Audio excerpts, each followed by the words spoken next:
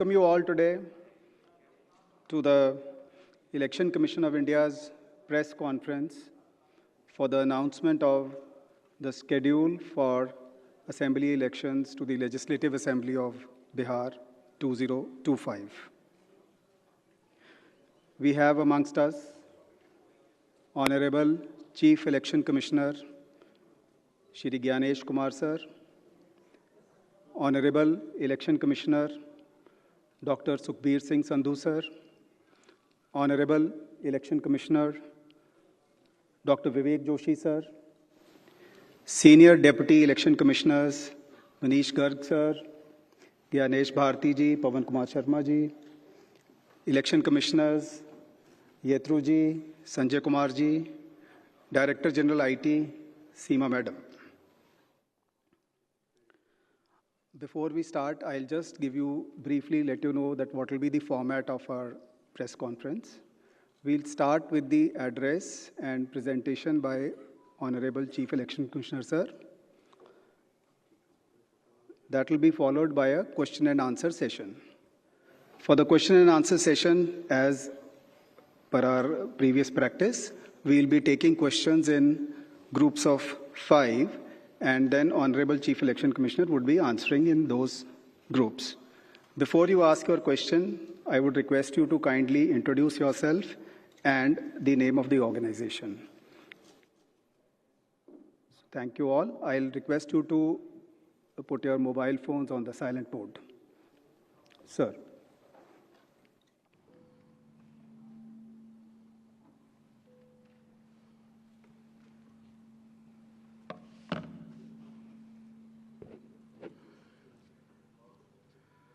Honorable Election Commissioner Dr. Sukhbir Singh Sandhu Ji, Honorable Election Commissioner Dr. Vivek Joshi, election commission के वरिष्ठ अधिकारीगण और सभी media के साथियों,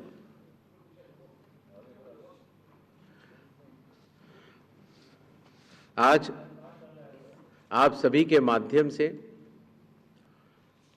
बिहार विधानसभा के आम चुनाव 2025 की तारीखों की घोषणाएं भी होंगी और इस चुनाव में चुनाव आयोग की जो तैयारियां हैं उसके बारे में भी हम आपको बताएंगे। बिहार की पावन भूमि पर 5 वर्षों के बाद अब विधानसभा के चुनाव का आगमन हो रहा है। जैसा कि आप सबको पता है, चुनाव आयोग एक संवैधानिक संस्था है और चुनाव के अपने संवैधानिक कर्तव्य को 2 चरणों में निभाती है। पहला चरण मतदाता सूची बनाना और दूसरा चरण चुनाव कराना। जैसा कि आप सबको पता है, 24 जून 2025 से शुरू हुए विशेष गहन परीक्षण के दौर में मतदाता सूची का शुद्धिकरण किया गया। इन्यूमरेशन का पीरियड 24 जून से 25 जुलाई तक रहा। 1 अगस्त को ड्राफ्ट सूची पब्लिश की गई और सभी राजनीतिक दलों को भी दी गई। 1 अगस्त से लेके 1 सितंबर तक क्लेम्स एंड ऑब्जेक्शंस का पीरियड रहा, जिसमें जिसको भी, चाहे वो मतदाता हो, चाहे वो राजनीतिक दल हो, चाहे उनके बूथ लेवल एजेंट्स हों, उनको क्लेम्स एंड ऑब्जेक्शंस देने का भरपूर समय दिया गया। और उसके बाद पात्रता का परीक्षण हुआ और 30 सितंबर को फाइनल मतदाता सूची प्रकाशित कर दी गई। फाइनल मतदाता सूची भी सभी राजनीतिक दलों को दी जा चुकी है और अभी भी अगर उसमें कोई भी इलेक्टोरल रजिस्ट्रेशन ऑफिसर से कोई गलती रह गई हो तो उसके ऊपर जिला अधिकारी के पास अपील फाइल की जा सकती है। और साथ ही साथ किसी का नाम अगर छूट गया हो तो वो नॉमिनेशन के 10 दिन पहले तक जुड़वा सकता है। नॉमिनेशन समाप्त होने पर जो भी मतदाता सूची फाइनल होगी उस पर चुनाव होंगे और उसके उपरांत कोई भी नाम जोड़ा नहीं जा सकता। अभी हाल ही में चुनाव आयोग की पूरी टीम ने और हम तीनों चुनाव आयुक्त ने बिहार का दौरा किया और दौरा करने के बाद जो सारी चीज़ें समीक्षा के उपरांत आईं उसके तहत ये निर्णय हुआ कि आज हम आपके समक्ष बिहार के सभी मतदाताओं के लिए, सभी राजनीतिक दलों के लिए चुनाव की तारीखों का ऐलान करें। बिहार में हम लोग सभी राजनीतिक दलों से मिले, सभी जिला collectors, SPs, IG, DIGs, DGP, chief secretary, divisional commissioners, enforcement agencies, सबके साथ सीएपीएफ्स के नोडल ऑफिसर्स, सबके साथ बैठकें हुई और आपके माध्यम से बिहार की जनता को चुनाव आयोग ये बतलाना चाहता है कि इस बार बिहार के चुनाव न केवल मतदाताओं के लिए बहुत ही सुगम और सरल होंगे, न केवल पूरी चुनावी मशीनरी तत्परता के साथ मतदाताओं के साथ खड़ी रहेगी, न केवल लॉ एंड ऑर्डर की व्यवस्था पर पूर्ण निगरानी रखी जाएगी, बल्कि शांतिपूर्ण ढंग से, पूर्ण पारदर्शी तरीके से बिहार के होने वाले चुनाव शायद सबसे अच्छे चुनावों के रूप में परिलक्षित होंगे, ऐसी चुनाव आयोग की मंशा है। इसके लिए चुनाव आयोग सभी राजनीतिक दलों का, सभी मतदाताओं का और सभी मीडिया कर्मियों का भी सहयोग अपेक्षित करता है। इसके पहले कि हम तारीखों की तरफ बढ़ें, एक छोटी सी प्रेजेंटेशन है जिससे कि काफ़ी वस्तु स्थिति आप सब लोगों के भी समक्ष आएगी और जनता के भी समक्ष आएगी। Presentation please.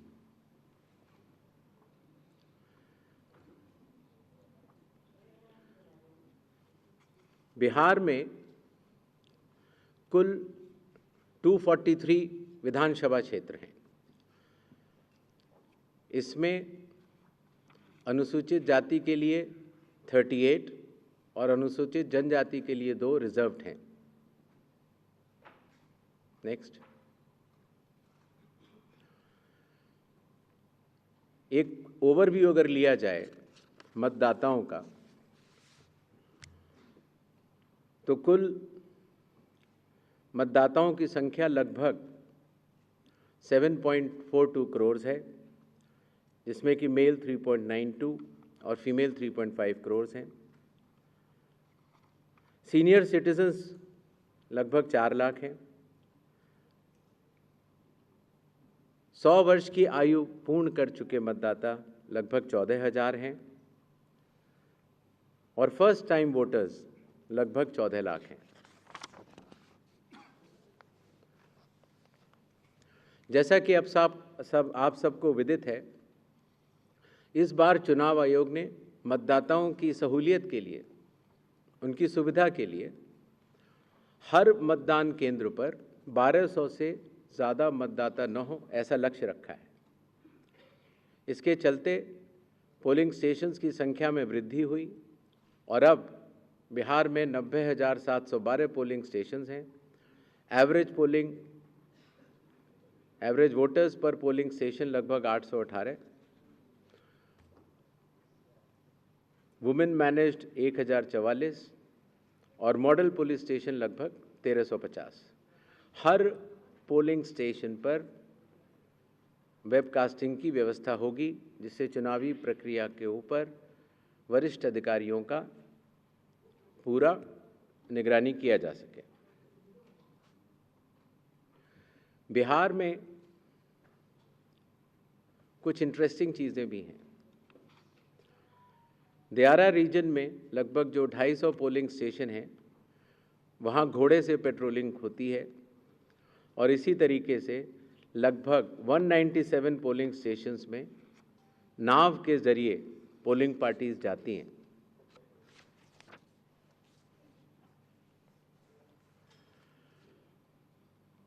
चुनाव आयोग के निर्देशों के अनुसार हर मतदान केंद्र पर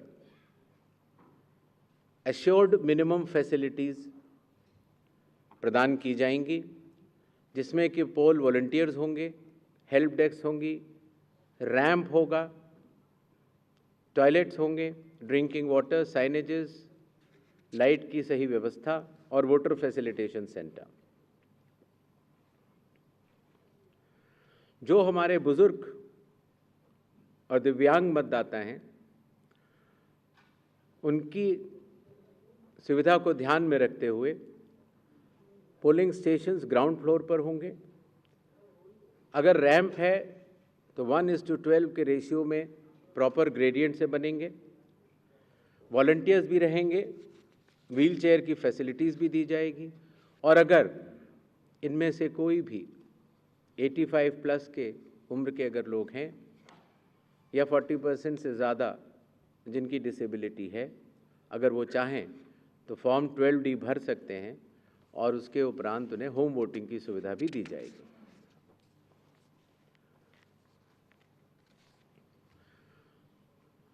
बिहार के दौरे पर चुनाव आयोग ने जिला मजिस्ट्रेट्स को, सुपरिंटेंडेंट्स ऑफ पुलिस को और सभी एनफोर्समेंट एजेंसीज को सख्त निर्देश दिए हैं।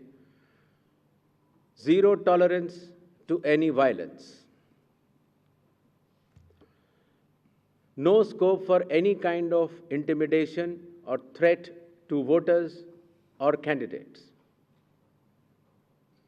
CAPF will be deployed adequately and in advance as a confidence building measure. All officers to act in absolutely impartial way and easily accessible to all the stakeholders. इसके बारे में मैं आपको बाद में भी बताऊंगा। अगर कोई फेक न्यूज़ या मिस इन्फॉर्मेशन होती है, ख़ास तौर से सोशल मीडिया या किसी भी और प्लेटफॉर्म पर, तो उस मिस इन्फॉर्मेशन को काउंटर किया जाएगा और स्ट्रिक्ट विजिल रखी जाएगी सारे चेक पॉइंट्स पर, जिससे कि ड्रग्स, लिकर और कैश का इलीगल ट्रांजैक्शन ना हो पाए।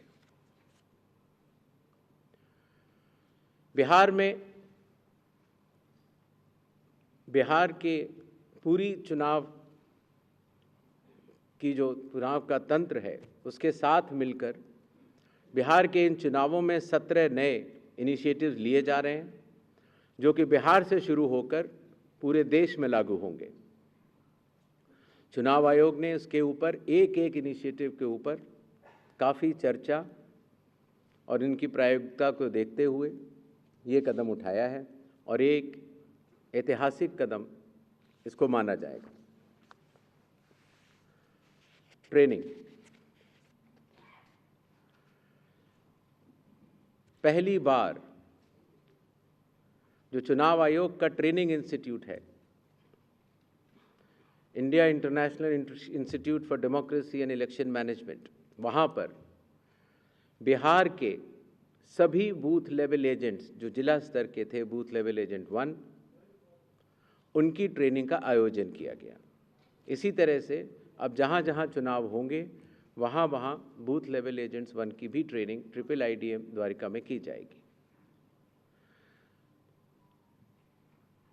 जो बूथ लेवल ऑफिसर्स होते थे, पहले उनकी ट्रेनिंग या तो विधानसभा स्तर पर हो जाती थी या कई बार जिला स्तर पर। तो इस बार हर विधानसभा क्षेत्र के 4 से 5 BLOs को IIIDM में बुलाया गया और उनको चुनावी प्रक्रिया के बारे में अवगत कराया गया, जिससे कि हमें अब जो चुनावी तंत्र है, जो ज़मीनी स्तर का चुनावी तंत्र है, उसमें बहुत ही ज़्यादा बदलाव देखने को मिला। साधारण तौर से पुलिस ऑफिसर्स की ट्रेनिंग भी जिला स्तर पर या राज्य स्तर पर होती थी, लेकिन चूंकि लॉ एंड ऑर्डर एक सेंसिटिव सब्जेक्ट है और ख़ास तौर से जब CAPS जाती हैं तो जिला पुलिस प्रशासन और CAPS का समन्वय भी बहुत आवश्यक होता है। इसके लिए पहली बार पुलिस ऑफिसर्स की भी IIIDM में ट्रेनिंग की व्यवस्था की गई। ये तीनों लॉजिस्टिक्स के हिसाब से और ट्रेनिंग के हिसाब से बहुत बड़े कदम रहे। मतदाता सूची लगभग 22 वर्षों के बाद बिहार में मतदाता सूची के शुद्धिकरण का कार्य सफलतापूर्वक 30 सितंबर को संपन्न हुआ। लगभग सभी राजनीतिक दलों ने ये मांग की थी कि मतदाता सूची में काफ़ी त्रुटियां हैं और इसको मद्देनज़र रखते हुए ये कदम उठाया गया। हालांकि सोशल मीडिया पर इसके बारे में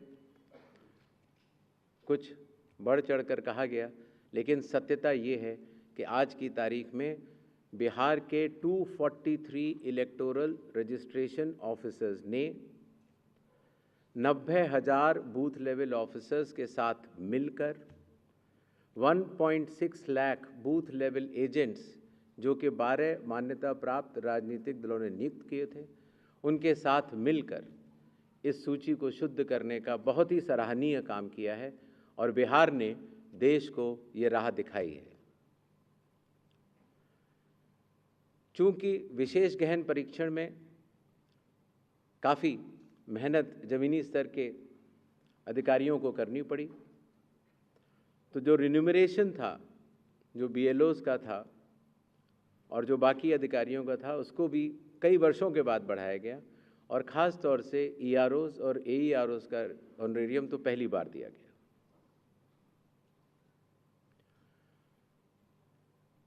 जिन मतदाताओं के नाम सूची में नए जुड़े हैं या जिन मतदाताओं की एंट्रीज़ में कोई चेंज है, जैसे पता बदल गया, तो ऐसे मतदाताओं को नए वोटर कार्ड दिए जाने हैं। चूँकि पहले कई दिनों तक या कई बार महीने लग जाते थे वोटर कार्ड मिलने में, इसीलिए चुनाव आयोग ने सभी एजेंसियों के साथ मिलकर ये SOP बनाया कि किस तरीके से 15 दिन के भीतर मतदाताओं के हाथ में इलेक्टर फोटो आइडेंटिटी कार्ड, जिसको सामान्यतः वोटर कार्ड कहा जाता है, वो उनके हाथ में आए।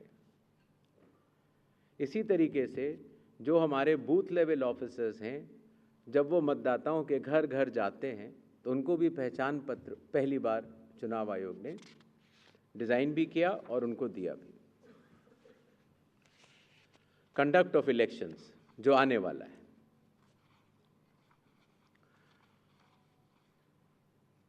देश की प्रगति को ध्यान में रखते हुए और ख़ास तौर से बिहार की प्रगति को ध्यान में रखते हुए लगभग काफ़ी मतदाताओं के पास मोबाइल होते हैं और उनको इस बात की समस्या रहती थी कि हम मोबाइल लेके अगर घर पर छोड़ के जाते हैं तो दिक्कत होती है और लेके जाते हैं तो हम कहाँ उसको रखें, क्योंकि मोबाइल फ़ोन पोलिंग स्टेशन के अंदर अलाउड नहीं है। इसलिए एक नई व्यवस्था बनाई गई जिससे कि पोलिंग स्टेशन के कमरे के ठीक बाहर कोई भी मतदाता अपना मोबाइल फ़ोन जमा करा सकता है, अंदर जाके अपना वोट डाल सकता है और बाहर आने के बाद अपना मोबाइल लेके घर जा सकता है। हर मतदाता को नॉमिनेशन का प्रोसेस खत्म होने के बाद एक वोटर इन्फॉर्मेशन स्लिप दी जाती है। वोटर इन्फॉर्मेशन स्लिप देने का लक्ष्य सिर्फ ये रहता है कि मतदाता को, क्योंकि कई बार बूथ बदल जाते हैं या कई बार मतदाता नए होते हैं, तो उनको वोटर स्लिप पर, इन्फॉर्मेशन स्लिप पर अपने बूथ का नाम और सारे डिटेल्स मिल जाते हैं। तो वोटर इन्फॉर्मेशन स्लिप पर बहुत ही छोटा चेंज करने के बाद मतदाताओं की सहूलियत बहुत बढ़ गई, क्योंकि उसमें उनका पोलिंग स्टेशन का नंबर, पोलिंग स्टेशन की जगह कोने में बड़े रूप में दिखा दी गई। पहले उनको पूरे में ढूंढना पड़ता था।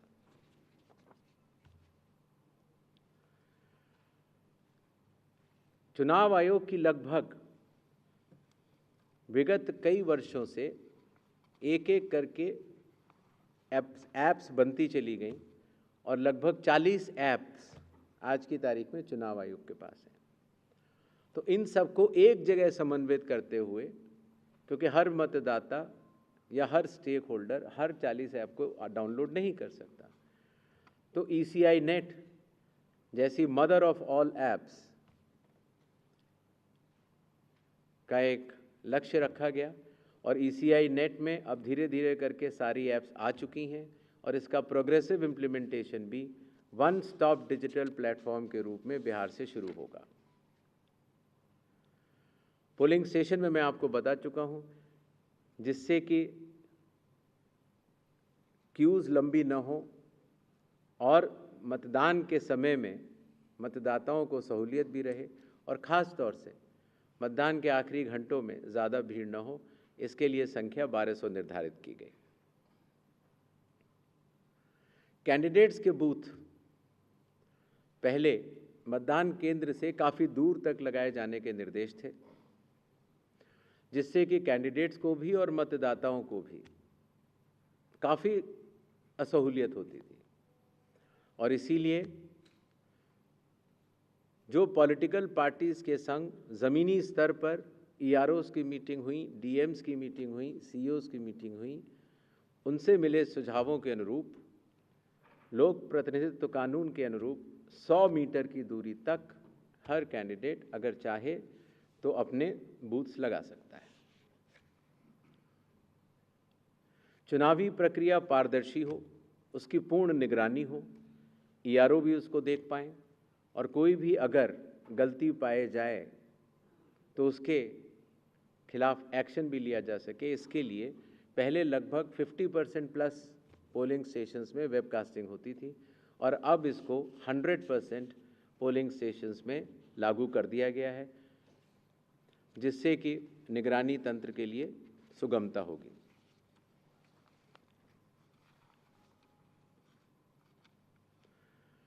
कई बार प्रत्याशियों ने ये शिकायत की थी कि जो हमारी फ़ोटो होती है वो चूँकि ब्लैक एंड वाइट में आती है और जमा तो कलर्ड करते हैं तो वो पहचान में नहीं आती और काफ़ी हतोत्साहित उनको होना पड़ता है जब वो EVM में उनकी फ़ोटो अच्छी नहीं आती है। तो छोटा सा कदम, लेकिन इसमें फिर चुनाव आयोग ने निर्णय लिया कि एक तो फ़ोटो कलर्ड लगाई जाएगी और साथ ही साथ जो सीरियल नंबर होता है उसका फ़ॉन्ट भी बड़ा किया जाएगा, जिससे कि प्रत्याशियों की पहचान भी आसानी से हो जाए और मतदाताओं को सुविधा भी हो। काउंटिंग, कई बार जब मॉक पोल होता है तो मॉक पोल के समय मॉक पोल का डेटा डिलीट करना प्रिसाइडिंग ऑफिसर्स भूल जाते हैं और इसीलिए जब काउंटिंग होती है तो फॉर्म 17C और काउंटिंग यूनिट का मिलान नहीं हो पाता। ऐसे केस में किसी भी शंका को न रखा जाए, इसलिए जब भी 17C या वीवीपैट में मिसमैच होगा तो उन EVM से रिलेटेड वीवीपैट्स की पूर्ण गिनती की जाएगी। इसी तरीके से ये भी एक मांग सभी राजनीतिक दलों की थी कि पोस्टल बैलेट्स की गिनती पहले शुरू की जाए और पहले ख़त्म की जाए।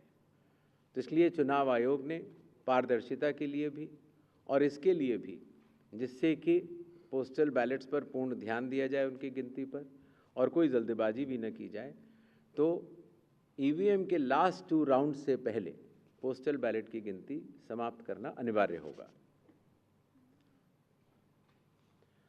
जैसा आप सब लोग को पता है, जब चुनाव खत्म हो जाता है तो फिर आंकड़ों की आवश्यकता कई लोगों को पड़ती है। मीडिया को भी होती है, एनजीओज़ को भी होती है, सिविक सोसाइटीज़ को होती है और आम जनता को भी होती है। तो इसके लिए चुनाव आयोग की एक पद्धति रही जिसको इंडेक्स कार्ड कहा जाता है। लेकिन इंडेक्स कार्ड का सारा डेटा कलेक्ट करने में कई बार सप्ताह और कई बार महीनों लग जाते थे। तो अब चूंकि ECI नेट भी आ रहा है और डिजिटल का युग है, इसीलिए digital index cards and reports सारे आपको चुनाव खत्म होने के कुछ ही दिनों के भीतर वेबसाइट पर या ऐप पर मिल जाएंगे। इस चुनाव की विशेषता है ये स्लाइड।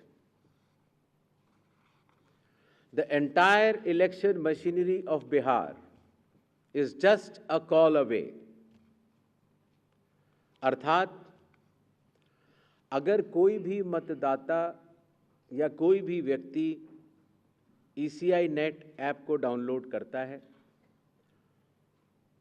और अगर अपने एपिक नंबर डिटेल को डालता है, वोटर कार्ड के नंबर को डालता है, तो वो अपने BLO से बात कर सकता है। वो अपने जो बूथ लेवल ऑफिसर्स हैं उनको अपनी कॉल बुक कर सकता है और बात कर सकता है। अगर उसकी कोई भी समस्या है तो वो BLO से बात करके उसका निदान कर सकता है। इसी तरीके से जो इलेक्शन कमीशन का बहुत पॉपुलर नंबर है 1950, आपको भी कोई भी बिहार का मतदाता अगर इस समय बिहार से बाहर है तो भी उसको सिर्फ +91 अगर मोबाइल से आप डायल करते हैं तो +91 जो इंडिया का कोड है वो लगाना है। STD कोड जहाँ का भी आपकी विधानसभा क्षेत्र है वहाँ के SDM का STD कोड और 1950 अगर आप ये डायल करते हैं तो 243 EROs सारे मतदाताओं की सेवा के लिए खुले रहेंगे।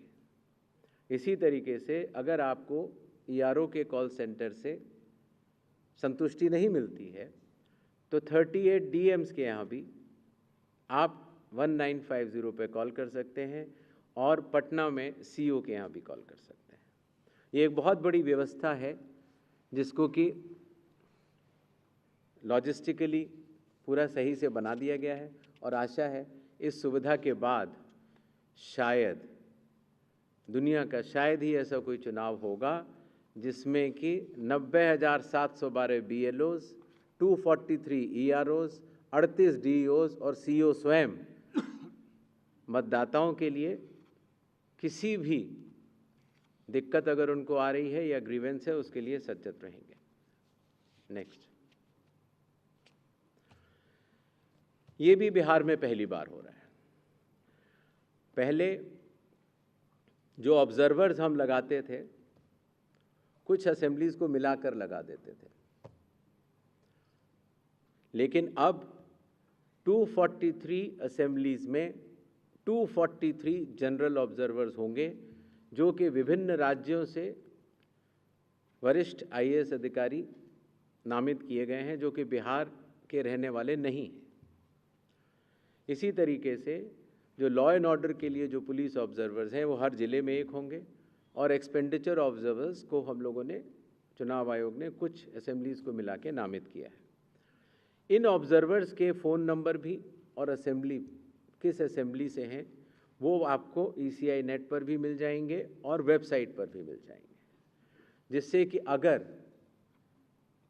कोई भी ऐसी बात है या शिकायत है तो आप इन ऑब्जर्वर्स को बतला सकते हैं। Observers of the Election Commission work as eyes and ears of the Election Commission. तो ये सुविधा भी इस चुनाव में हर असेंबली में मौजूद रहेगी। इस बार चुनाव आयोग टेक्नोलॉजी को भी बहुत बड़े तरीके से लीवरेज करना चाहता है। जैसे मैंने आपको पहले बताया कि ये अलग अलग ऐप्स होती थी, सी विजिल, जिसमें कि आप कोई भी MCC वायलेशन की शिकायत डाल सकते हैं। 100 मिनट्स के अंदर रिस्पांस टाइम है। अगर 100 मिनट्स के अंदर नहीं होती है तो जिला कलेक्टर उसको स्वयं देखते हैं और CO भी स्वयं देखते हैं। Know your candidate, voter helpline app, ये सारी की सारी। नेक्स्ट, अब ECI नेट पर भी होंगी। पुरानी सुविधा हमने हटाई नहीं है क्योंकि कई लोगों के पास पुरानी चीज़ें डाउनलोडेड हैं, बट अगर ECI नेट अगर आप डाउनलोड कर लेते हैं तो सारी एक जगह ये सुविधाएं आपको मिल जाएंगी। नेक्स्ट, बिहार के मतदाताओं की संख्या आपको जान करके अचरज होगा कि उससे बड़े मतदाताओं की संख्या दुनिया के सिर्फ 10 या 11 देशों में ही है। बिहार के चुनाव आयोग मानता है कि मदर ऑफ ऑल इलेक्शंस है और इसीलिए हर लेवल पर, हर स्तर पर चुनावी कर्मियों की तैनाती है। पोलिंग पर्सनल लगभग 4.5 लाख, सेक्टर ऑफिसर्स लगभग 9.6,000, माइक्रो ऑब्जर्वर्स लगभग 17.8,000, micro observers for counting 4,800, counting official लगभग 28,000, पुलिस ऑफिशियल 2.5 लाख, और जहां पर भी आइडेंटिटी ऑफ वोटर्स का इशू आता है, सहायता देने के लिए आंगनवाड़ी सेविकास भी उपलब्ध रहेंगी। और कुल मिलाकर 8.5 लाख चुनावी कर्मी बिहार विधानसभा के आम चुनाव 2025 में रहेंगे। अब मेरे ख्याल से तारीखों का ऐलान कर देना चाहिए। नेक्स्ट, बिहार के चुनाव 2 फेजेस में होंगे। पहले फेज के गैजेट नोटिफिकेशन 10 तारीख को आएगा, दूसरे का 13 को। नॉमिनेशंस पहले फेज की 17 को होगी, दूसरे की 20 को। स्क्रूटनी 18 और 21। विड्रॉल की आखिरी तारीख 20 अक्टूबर और 23 अक्टूबर, और डेट ऑफ पोल 6 नवंबर थर्सडे और दूसरा 11 नवंबर ट्यूसडे। काउंटिंग 14 नवंबर को होगी और पूरी चुनावी प्रक्रिया 16 नवंबर तक समाप्त कर ली जाएगी। नेक्स्ट, जो बिहार के 38 जिले हैं उनको 2 भागों में बांटा गया है। जो आप पीला रंग देख रहे हैं वो फेज़ 1 है और जो आप गुलाबी रंग देख रहे हैं वो फेज़ 2 है। इसकी सॉफ्ट कॉपी आप सब लोग को दे दी जाएगी। नेक्स्ट, बिहार के आम चुनावों के साथ साथ 8 बाई इलेक्शंस भी होंगे। जम्मू कश्मीर के 2, बडगांव और नगरोटा, राजस्थान के अंता, झारखंड की घाटशिला, तेलंगाना जुबली हिल्स, पंजाब में तरन तारन, मिजोरम में दंपा, उड़ीसा में नौपादा।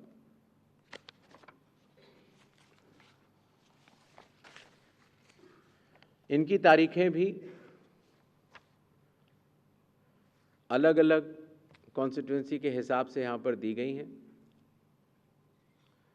डेट ऑफ पोल लेकिन सबका 11 तारीख ही होगा और काउंटिंग 14 नवंबर को होगी। इसके साथ कुछ चीज़ें हम ज़रूर बताना चाहेंगे। सबसे पहले मतदाताओं के नाम एक संदेश रहेगा, वो यह कि कृपया अपना नाम इलेक्टोरल रोल में ज़रूर चेक कर लें, क्योंकि अगर अभी भी छूट गया है तो नॉमिनेशन से 10 दिन पहले तक जोड़ा जा सकता है। कृपया अपने पोलिंग स्टेशन के बारे में ECI नेट से जानकारी हासिल करें या अपने बूथ लेवल ऑफिसर से समझ लें। वोटिंग जब आप करते हैं, अगर बाई चांस किसी कारणवश अगर आप अपना वोटर कार्ड लाना भूल गए हैं, तो 12 ऑल्टरनेटिव डॉक्यूमेंट्स होते हैं जिससे कि आप अपनी आइडेंटिटी बता सकते हैं और उसके बाद वोट डाल सकते हैं। मतदाताओं को ये विश्वास रहे कि हर पोलिंग बूथ पर AMF that is assured minimum facilities उपलब्ध होंगी। वोटर इन्फॉर्मेशन स्लिप्स हर मतदाता को पहुंचाई जाएंगी। अगर आप मोबाइल लेकर आते हैं तो डिपॉजिट फैसिलिटी रहेगी, बिल्कुल निश्चिंत रहें। सर्विस वोटर्स हैं तो आपको पोस्टल बैलेट की सुविधा रहेगी। अगर आप दिव्यांग हैं या 85 प्लस ईयर्स के हैं तो आपके लिए होम वोटिंग की सुविधा दी जाएगी, बशर्ते कि आपको फॉर्म 12D भरना होगा। मतदान करने से पहले अपने प्रत्याशी के बारे में ज़रूर जान लें। नो योर कैंडिडेट ऐप से भी आप देख सकते हैं। और अगर कोई भी प्रत्याशी या राजनीतिक दल मॉडल कोड ऑफ कंडक्ट का वायलेशन करता है तो सी विजिल की ऐप पर आप बता सकते हैं, 1950 पर भी आप बता सकते हैं या ऑब्जर्वर्स को भी बता सकते हैं। राजनीतिक दलों से भी निवेदन रहेगा कि वो हर पोलिंग स्टेशन पर चुनाव आयोग द्वारा पारदर्शी चुनावों के साथ सहभागिता करें और हर पोलिंग स्टेशन पर अपने बूथ लेवल एजेंट्स को नामित करें। EVM और VVPAT का फर्स्ट और सेकंड लेवल रैंडमाइजेशन अभी होना बाकी है और उसमें ज़रूर भाग लें, जिससे कि फर्स्ट और सेकंड लेवल रैंडमाइजेशन की पारदर्शिता का वो अनुभव भी कर सकें। इसी तरीके से जब स्ट्रांग रूम से EVM और VVPAT निकाली जाएंगी या वापस रखी जाएंगी तो कैंडिडेट्स की उसमें दस्तखत भी होते हैं और वो उसको सजगता से देखें। चुनाव की तारीखों का ऐलान हो गया है। मुख्य चुनाव आयुक्त ज्ञानेश कुमार ने साफ कर दिया, 2 चरणों में होगा। 6 नवंबर और 11 नवंबर को बिहार चुनाव की वोटिंग होगी। 14 नवंबर को परिणाम सामने आ जाएंगे। 6 नवंबर को पहले चरण का मतदान होगा, इसके बाद 11 नवंबर को दूसरे चरण का मतदान होगा। काउंटिंग 14 नवंबर को होगी। बहुत सारी चीजें स्पष्ट की। पोस्टल बैलेट की जो काउंटिंग है वो EVM के लास्ट 2 राउंड से पहले ही पूरी कर ली जाएगी। यानी इस तरीके का आरोप कि पोस्टल बैलेट के जरिए कुछ छेड़छाड़ हुई है, उसको चुनाव आयोग ने किनारे कर दिया है। पूर्ण जब हो जावे तो छोड़ने से पहले अपना फॉर्म 17C, जिसमें कि प्रिसाइडिंग ऑफिसर ये दस्तखत करके देते हैं कि EVM में इतने वोट पड़े, लेकर जरूर जाएं। मतदान पूर्ण होने से पहले न चले जाएं। मॉडल कोड ऑफ कंडक्ट का सभी राजनीतिक पार्टियां और प्रत्याशी अनुपालन करेंगे, ऐसा चुनाव आयोग आशा करता है। और साथ ही साथ जब आखिर में जब काउंटिंग का समय आता है तो अपने काउंटिंग एजेंट्स को भी नामित करें और सजगता के साथ जो काउंटिंग हो रही है उसका भी अवलोकन करें। मीडिया से भी थोड़ा अनुरोध है। मीडिया पर्सन्स को अथॉरिटी लेटर्स दिए जाते हैं, जिससे कि आप पोलिंग डे और काउंटिंग डे पर कवरेज कर सकते हैं। तो जो अथॉरिटी लेटर के साथ जो शर्तें हैं उनका अनुपालन अगर आप सहजता से करेंगे तो जनता को भी बता पाएंगे कि चुनाव की पूरी प्रक्रिया कैसी चल रही है और व्यवस्था बनी रहेगी। अगर आप पोलिंग बूथ पर जाते हैं और कुछ फ़ोटो या खींचना चाहते हैं तो जैसा प्रिसाइडिंग ऑफिसर के जो भी निर्देश होंगे उनका आप लोग ज़रूर पालन करें। और आखिरी और सबसे महत्वपूर्ण, वैसे तो आप सब लोग समझदार हैं, लेकिन फिर भी आजकल के इस युग में अगर कोई भी मिस इन्फॉर्मेशन अगर आपके थ्रू कोई प्रोपोगेट करना चाहता है तो उसको बिना वेरीफाई किए आगे न बढ़ाएं। और ख़ास तौर से अगर आपको लगता है कि वो गलत इन्फॉर्मेशन है तो उसको अगर आप सूचित कर देंगे 1950 पर या सी विजिल पर तो उस पर एक्शन भी लिया जा सकता है। तारीखों की घोषणा कर दी मुख्य चुनाव आयुक्त ज्ञानेश कुमार